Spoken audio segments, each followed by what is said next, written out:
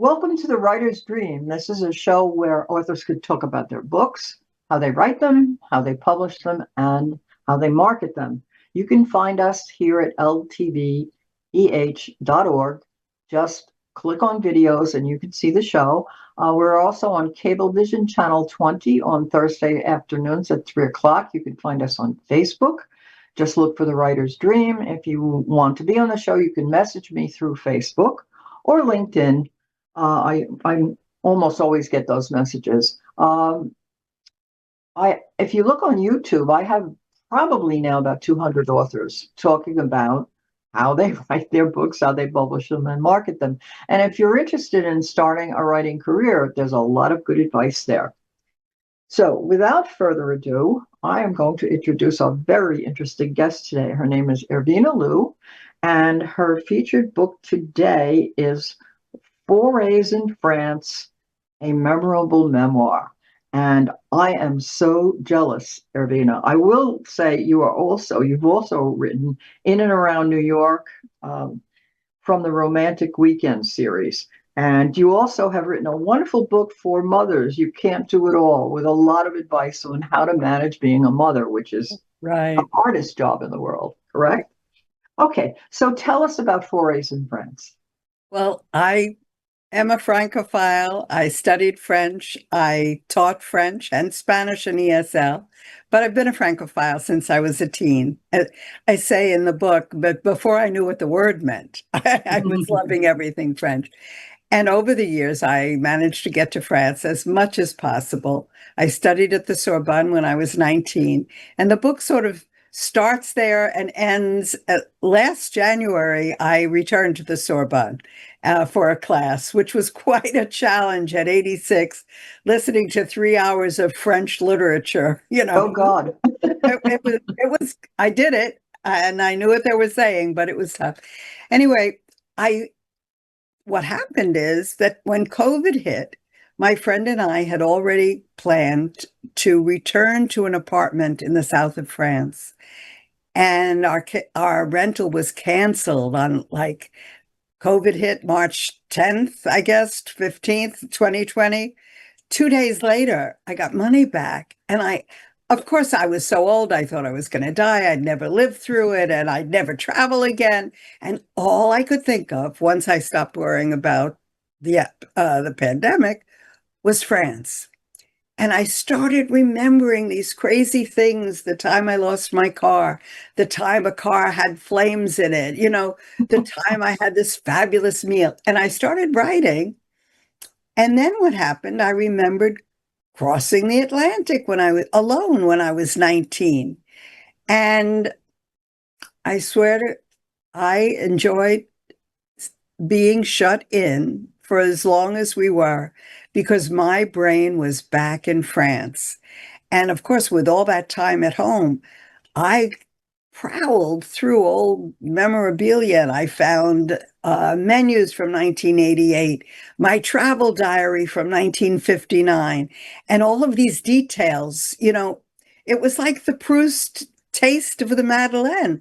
You Mhm. would get a detail about what you ate at Maxime's in 1979, and all of a sudden I had a vignette.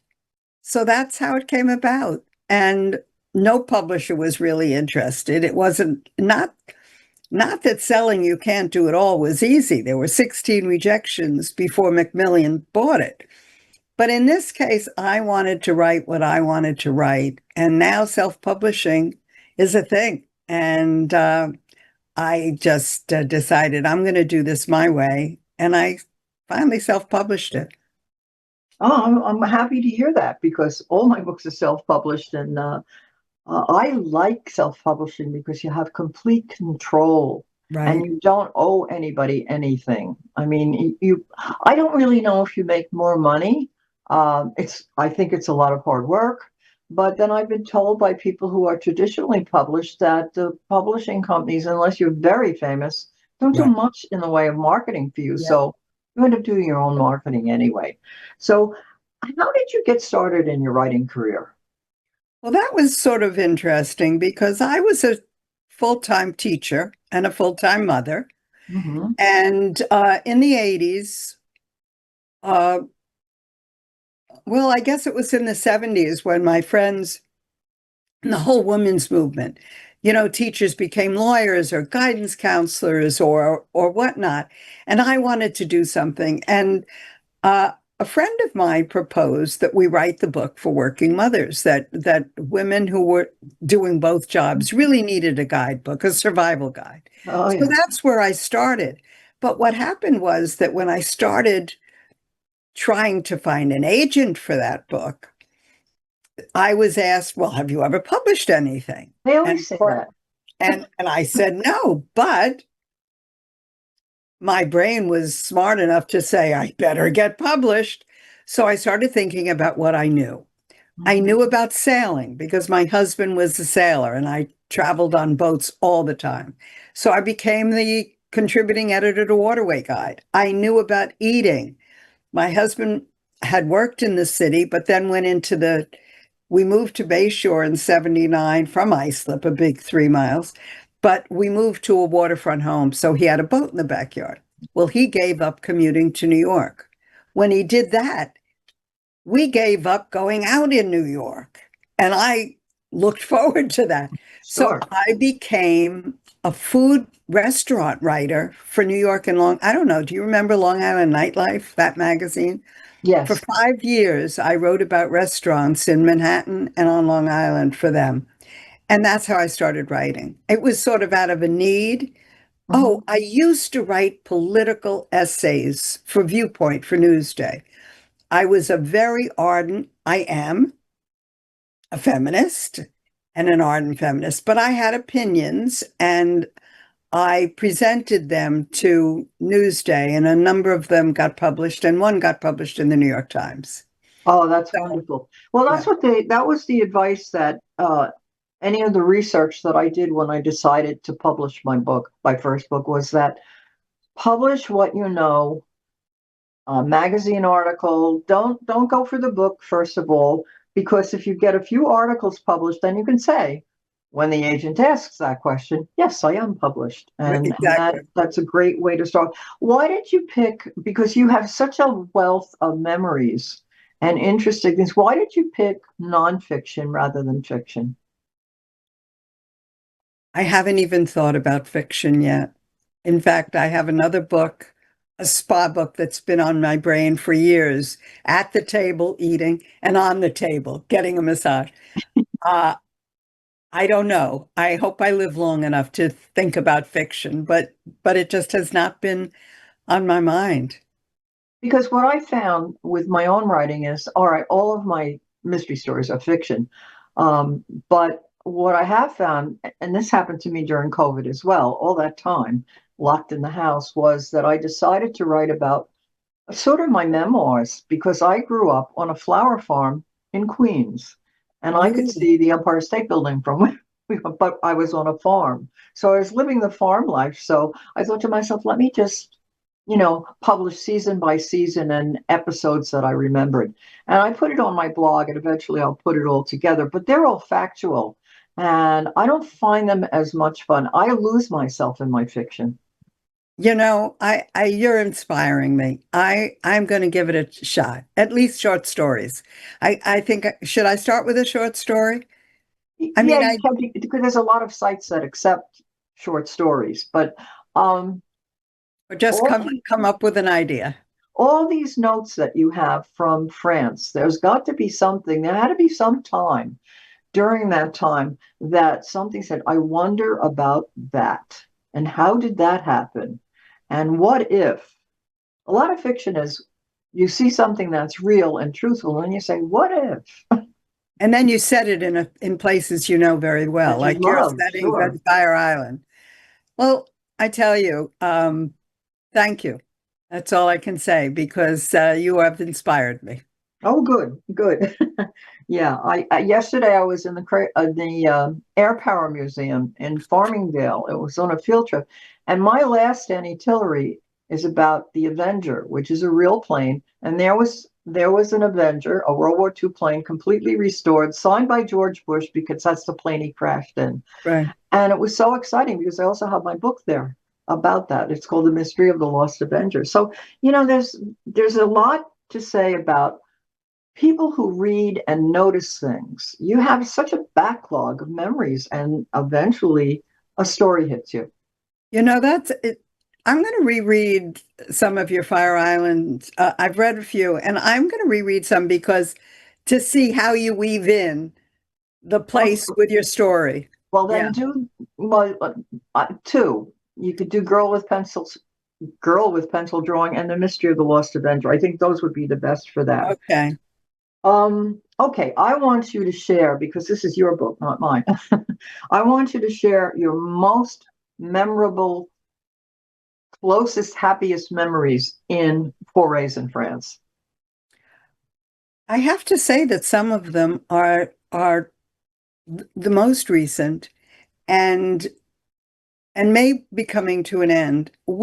My girlfriend and I, have been renting a two-bedroom apartment in Cannes, Ah, a block and a half from the Mediterranean, a block from Rue d'Antilles, which is the normal people's shopping street where you have CVS and mhm. drugstores and theaters, and maybe 2.5 blocks from the market. And I have to say that one of the greatest joys of my life is waking up there and walking to the market and buying zucchini blossoms or berries or cassis or these little wonderful the green beans that are all clipped and cut and they look like stacks of wood and everything is so perfect. And going home and making a salade niçoise or something, and then going out in the afternoon and walking along the Croisette. And not with we don't spend the money for dinner at these fancy places. A few times while we're there, we do over the 3 weeks. But we'll go in and we'll have a fancy drink at the Carlton or and pay the $25 for for the Prosecco or whatever. And look at just watch the people who are wildly dressed and from all over the world. And it's really one of my favorite things. And that was what I missed at the COVID shutdown because that was where we were going. And I've had the most magical experiences. I've been to jazz at Juin where you're looking over the Mediterranean as somebody is singing. And of course I go to see the Monet water lilies in Paris. So I have countless memories. This book is like 320 pages or 340. It could have been 900. If my daughter's a book designer and she kept saying, you can't do it. It has to stop. I could still be writing it. And because there are so many wonderful memories. And not all of them are the fancy meals, or a lot of it is street food and markets and The little real people, bistros. Yeah, the real real people. people. Well, I Um, feel like a real person in Cannes. And yeah, so that's one of my special memories. well, in reading some of the background on this book, one thing jumped out at me because it's one of my favorite things. You took uh, a train ride on the Venice Simplon Orient Express, and of course, the mystery person in me, oh, Agatha Christie. So how was that? It was amazing. It was amazing. And the funny thing is that I just recently spoke with one of the women who organized that.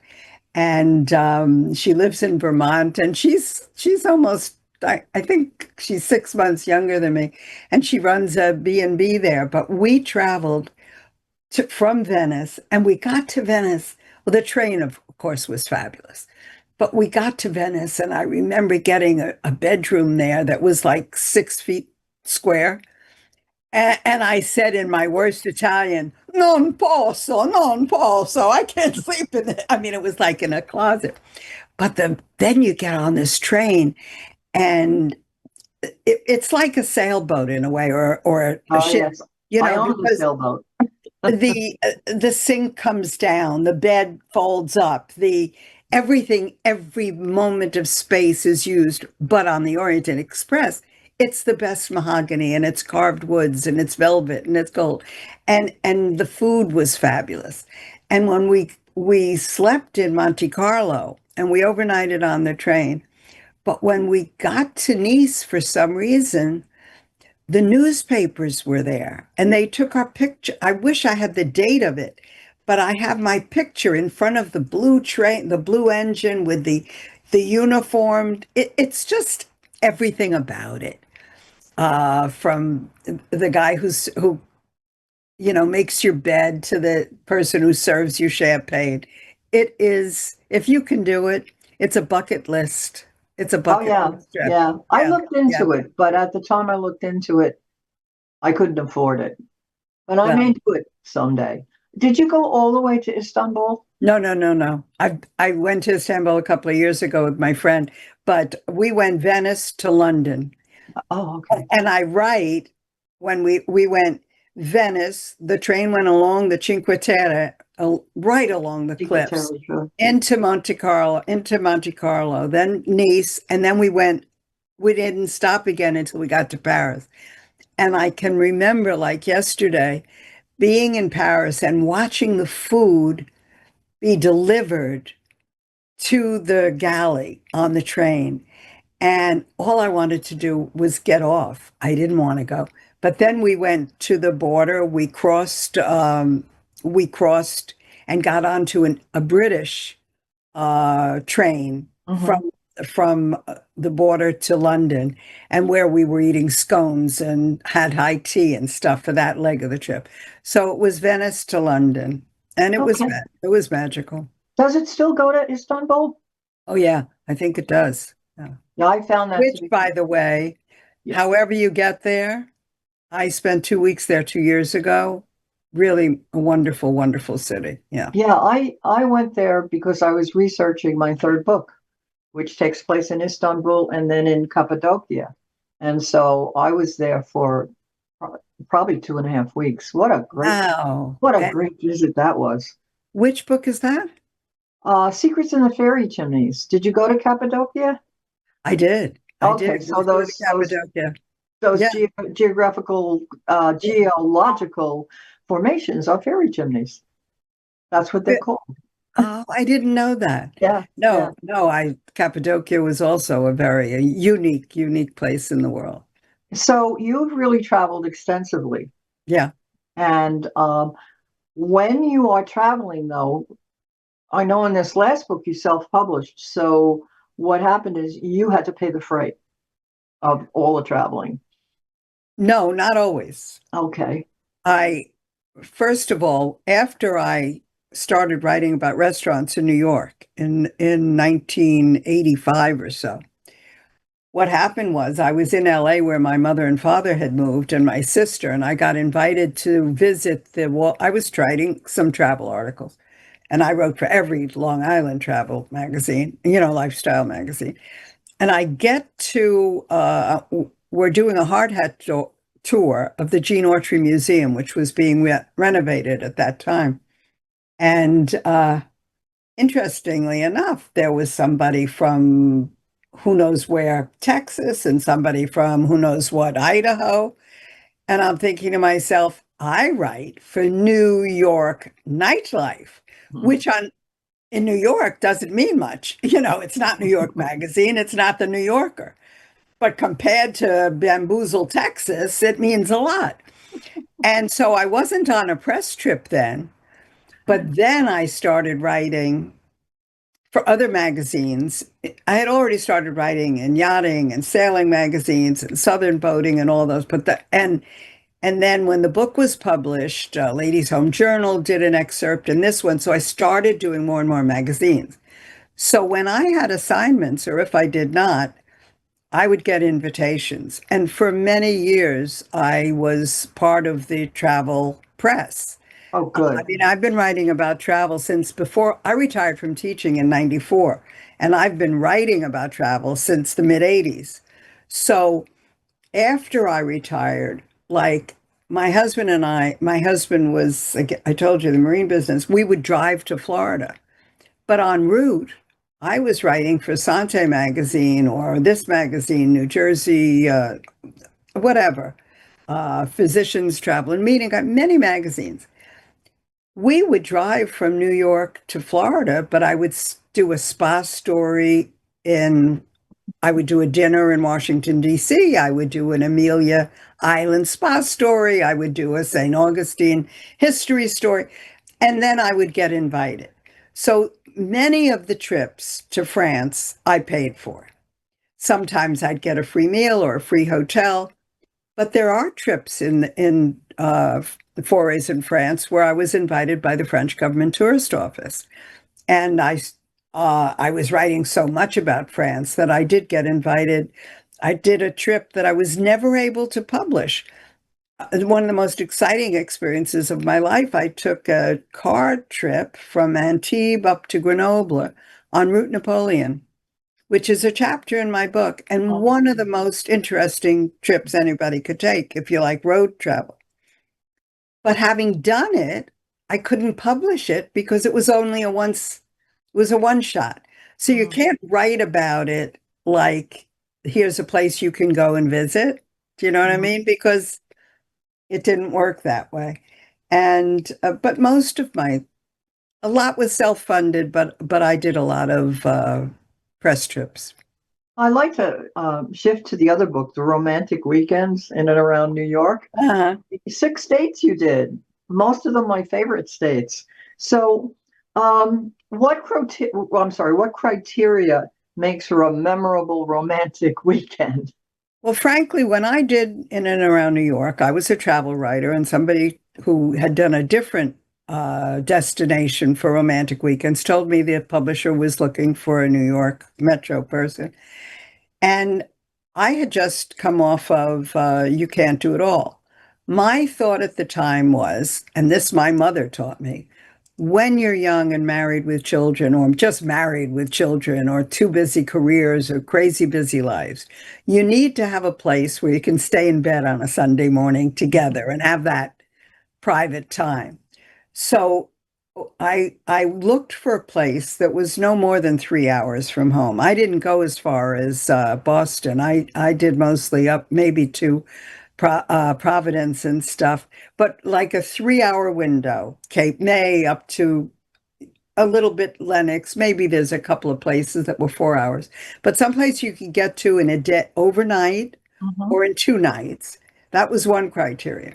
The other criteria was I looked for places that had an affordable inn or commercial hotel, but where there was a special Roland Chateau or a fabulous inn. So, for example, you could go to the Mayflower in Connecticut, and you could go to places which now cost $1,000 a night, but you could go there for a drink or to sit by the pool or for lunch and sleep someplace nearby mhm. for $100 a night. So that was another one of my criteria because I travel on my own dime in a very modest way and on a commercial professional level, like the executive who flew the Concorde, uh, Yeah. they're on a when they're on a okay, so what's the word when somebody picks up your tab at a dinner? On an expense account, Mhm. they eat one way. And when they're paying for it out of their budget, they eat another. Peanut butter and jelly. Exactly. Or Okay, we have just a couple of minutes left, and I want to ask you, what was your funniest experience? funniest. Am I prepared for that? Yes, Well, you it had was a also car that blew up practically. that was not funny. My granddaughter was sitting in the front seat Oh, at no. 19. I was very stressed. And it's funny about funny experiences, but I'm going to tell you a quick experience about how I sort of got held up. And it was terrible at the time, but now it's sort of funny. The cab driver, I was late. I went to a market and I was late as I want to do. Couldn't find a taxi. So the front desk calls a taxi. The guy is taking me for the train to go for a week at a culinary event. And he stops, he pulls over to the side, and he won't go another bit to the railroad station until I give him 20 or $50. I don't remember how much it was at the time. It was too much, I'll tell you that. A week later, after my culinary week in Gascony, I come back to Gare Montparnasse in Paris. I go to the line and everybody lines up appropriately, and you get into the next cab according to your Mhm. line. And it was the Oh same God. thief. It was the same driver, and I had his name there. And it was like, so it wasn't funny, ha ha ha, Yeah. but it was an experience. Yes. So what's next? We have a minute left. What's left? What's next? A minute. I'm trying to promote this and I'm hoping to do well with it. And this winter I'm going to start writing, putting together my next book, which may be a lot, but maybe as I think about it, I should do my spa book as fiction. And Ah, yes. because I do have some stories. That's great. So Thank you I'm going so to give much, that some Irvana. thought. This was so much fun. We should really do it again. I would love to anytime. Could you, I just mentioned that people listening could go to Forays, Forays, in France.com. Okay, great. Thank you Thanks so so much. much. Thanks, Linda.